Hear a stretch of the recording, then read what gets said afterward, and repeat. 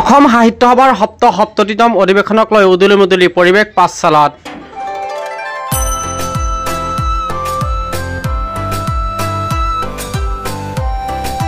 প্ৰথমবাৰলৈ সাহিত্য সভাত সংযোজন হ'ব বিজ্ঞান মেলা।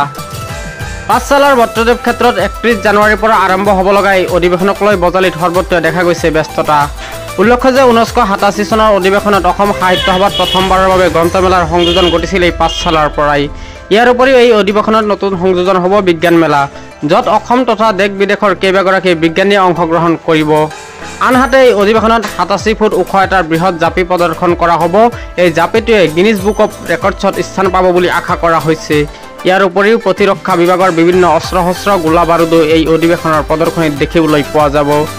অধিৱেশনস্থলীত দেখিবলৈ পাব নামঘৰ, শ্বহীদ বেদী, জনগোষ্ঠীয় গাঁও আৰু থাকিব দুটাকৈ প্লেনেটৰিয়াম। সাংস্কৃতিক শোভাযাত্ৰা হ'ব অনন্য। হয়, চিৰচেনেহী মোৰ ভাষা জননী অসম সাহিত্য সভাৰ সপ্ততিতম দ্বিবাৰ্ষিক পাঠশালা অধিৱেশন বজালি 2025 খ্ৰীষ্টাব্দৰ 31 জানুৱাৰী, 1, 2, 3, 4 ফেব্ৰুৱাৰী তাৰিখে পাঠশালা গদ্য সাহিত্যৰ জনক সত্যদেৱৰ নামাংকৰণেৰে এই ক্ষেত্ৰত অনুষ্ঠিত হ'বলৈ গৈ আছে।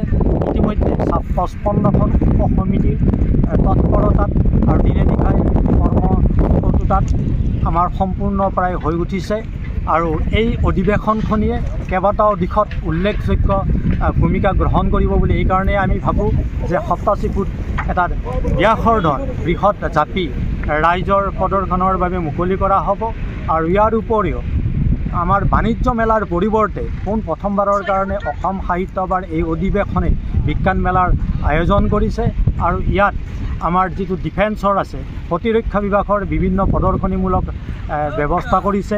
ইয়াৰ উপৰিও তাৰকাগৃহ, বিভিন্ন আলোচনা চক্ৰ আদিৰে এই সাহিত্য সভাখনি সাফল্যমণ্ডিত হৈ কৰি তুলিব বুলি আমাৰ দৃঢ় বিশ্বাস। আৰু আমি অসমবাসী ৰাইজৰ সাহিত্য সংস্কৃতিৰ প্ৰতি আকৃষ্ট সকলো শ্ৰেণীৰ ৰাইজৰ সহায় সহযোগিতা আৰু উপস্থিতি কামনা কৰিছোঁ। ইয়াৰ উপৰিও এইবাৰ কি হ'ব, আমাৰ যিহেতু ভ্ৰাম্যমানৰ পাঠশালাক বা বজালি এটা পূৰ্বৰে পৰা ইয়াৰ জন্মস্থান, স্পীড স্থান, সেইকাৰণে বিনামূলীয়াকৈ প্ৰতিনিধিসকলক ভ্ৰাম্যমান